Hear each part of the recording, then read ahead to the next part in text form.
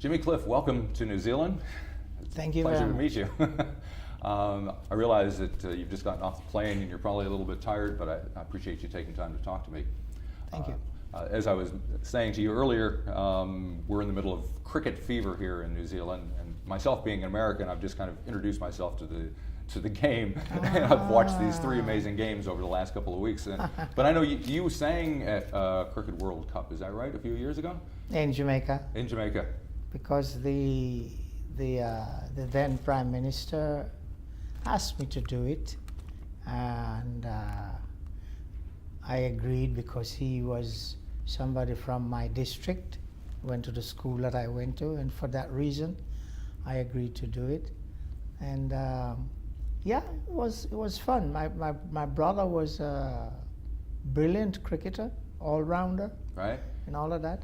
And so yeah, I grew up with cricket. And what about yourself? How was your playing? Me, I was more of an announcer, you know, the one who say, hey, and here comes, where's all coming into bowl, hey, and he's bowled, and I'm more of that type of a guy. I'm really not good at the playing of the cricket. Right. Well, Yeah. we got the final is on Sunday in Australia, so it should be pretty exciting. Hopefully, New Zealand will pull through, but we'll see what happens. But anyway, in between that time, you've got a couple shows here in New Zealand, and I just wanted to talk to you about a couple of things. I read somewhere that you were working on a sequel to The Harder They Come. Is that right? That is right. And We are working on a sequel, and we're presently working on the second draft of the script. And so our focus and aim is to start shooting at the end of the year. And why, after 40-some years since The Harder They Come came out, is it a time to do a sequel now? You know, it's a number of things. I have always had the idea from the making of the movie to do a sequel. I've always said to Perry Enzel, the director and part writer, that why does my character have to die? Right. I mean, he's not the worst guy in the movie, you know. The guy who ripped him off, the record thing, he's ripped off all those people. Why isn't he dead? Why is this guy the only one has to die? Why? If crime doesn't pay, it pays them, so why? So, you know, I've had this idea all along, and so I've been working on it.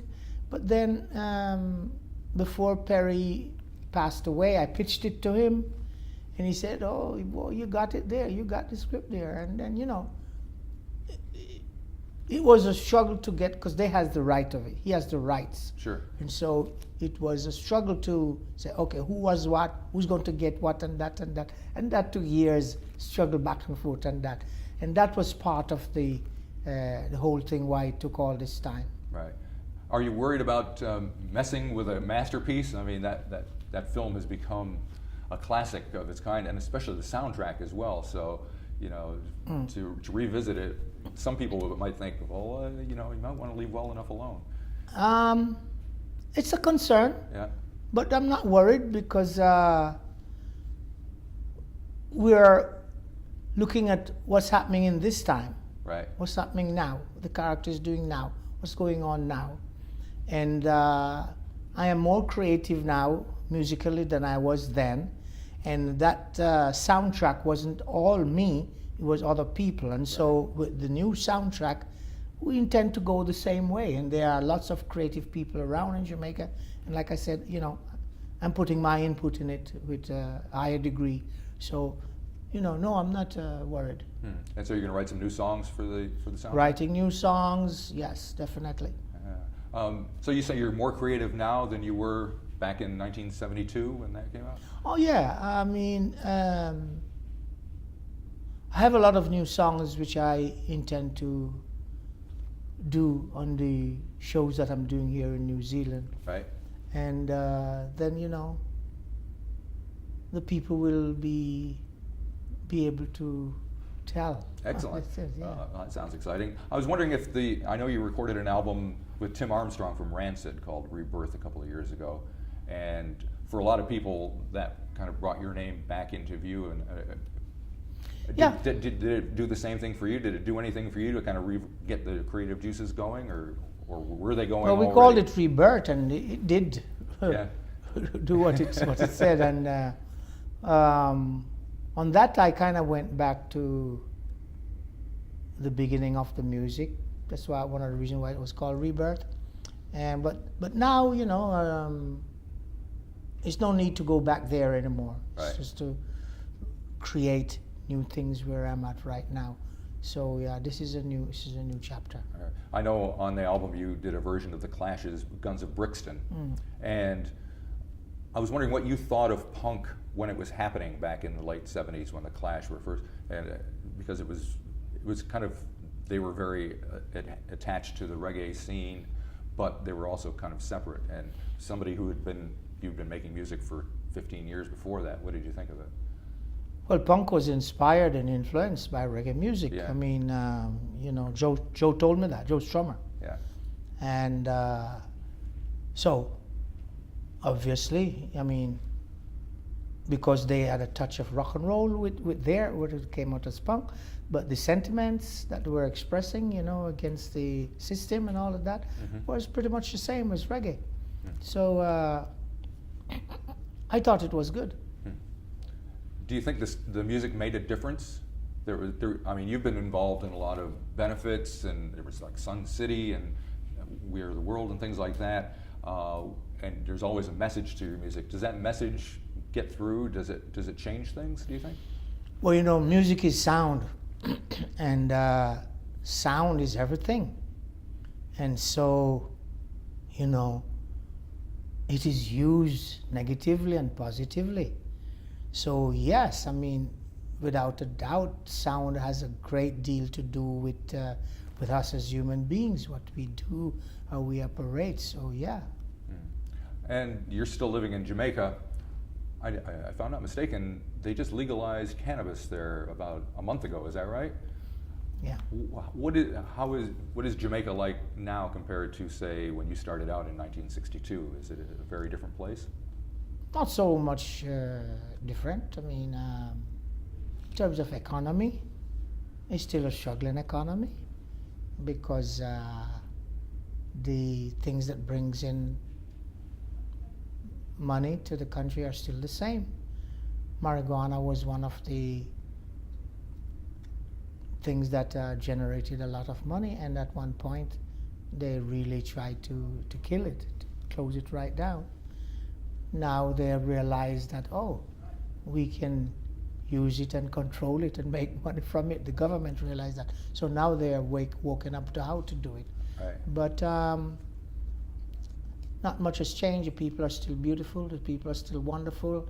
The country is still a fun place to be and all that, you know. And I know that the United States is kind of opening up their doors to Cuba, or, you know, kind of getting things back to semi-normal there. Will that have an effect on the whole region and on Jamaica, do you think? I think Jamaica and the U.S. have always had a good relationship, regardless of what administration is in Jamaica or in the U.S. They've always had a good relationship. So I don't really know if that is going to make a lot of difference with Cuba being that. Now, yesterday I did a radio special about you, and I was playing some of your old records, one that went all the way back to '62 called Hurricane Hattie. And from what I understand, that was one of the first things that you did with Leslie Kong, and you worked with him quite a bit all the way until he passed away. When you first started with him and were working on those early records, how did the two of you work together? Well, Leslie Kong was one of the best in the music business in Jamaica. I brought him into the business. Right. He had a desire when I first met him to go into the business, but didn't know how because he was a Chinese Jamaican, and the whole business was dominated by African Jamaicans. So, you know, I found a musician and say, okay, you know, come, let's go. He went into, but we had a great relationship. He was full of ideas. You know, there was no lack of ideas. If I was running a bit dry, my juices were running a bit dry, he said, why don't you write a song about that? And that and that? And wow, So it was great relationship, great relationship. But you were only like 14 years old when you started. Yes. And at that point, you convinced him to get into music business? Oh yes, I mean, you know, I walked into the record shop and a night and they were closing, and you know, I just said, you know, I have a song, I can sing, I'm a singer, and I sang the song, and his brothers laughed, but he didn't laugh. He said, oh, I think he has the best voice I've heard in Jamaica. Uh-huh. And you know, that made me feel good because I thought I had the best voice anyway. So it was a great thing. We had a really great relationship. I mean, I lived in the ghetto part of Jamaica, and for a Chinese man to drive his big car come into the ghetto was unheard of. He drove his big car and come into the ghetto to look for me. Right. And said that, you know, so we had a great relationship. What did your family think of that when he... Oh, they said, oh, how did you get this man to come here? So, you know, I record for him. You record? Okay, all right. So, you know, very good. Family taking great. And when did it get to the point for you where it kind of went from being something that you were just doing, you know, in a studio somewhere to something that was going to be what you're doing for the rest of your life?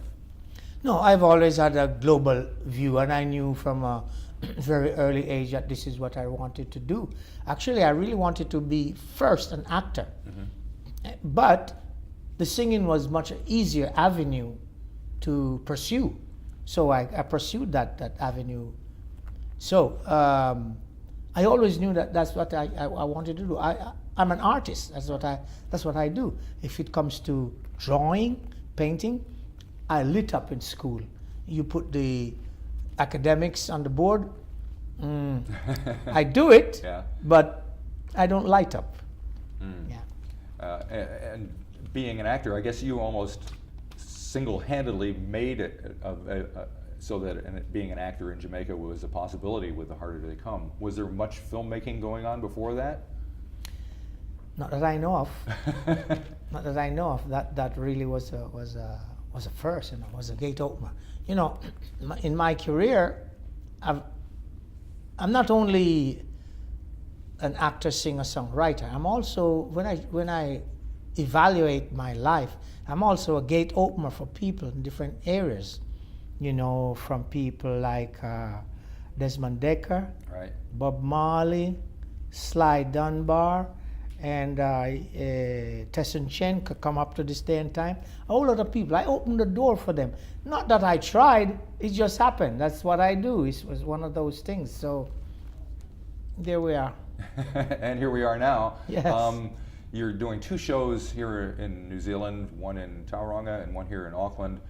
From what I understand, you got quite an impressive sized band with you as well. Is that right? Yeah, my band is about 9 people. Yeah.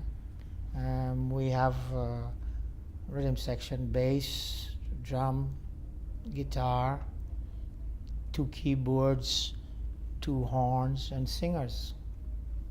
And you've been singing a lot of these songs for a long time. I mean, yeah. How many times have you sung The Harder They Come or Many Rivers to Cross?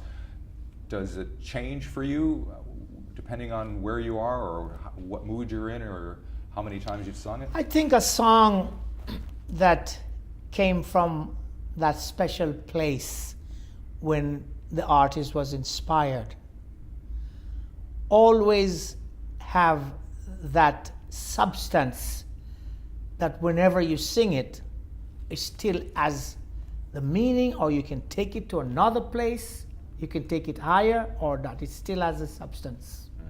Yeah.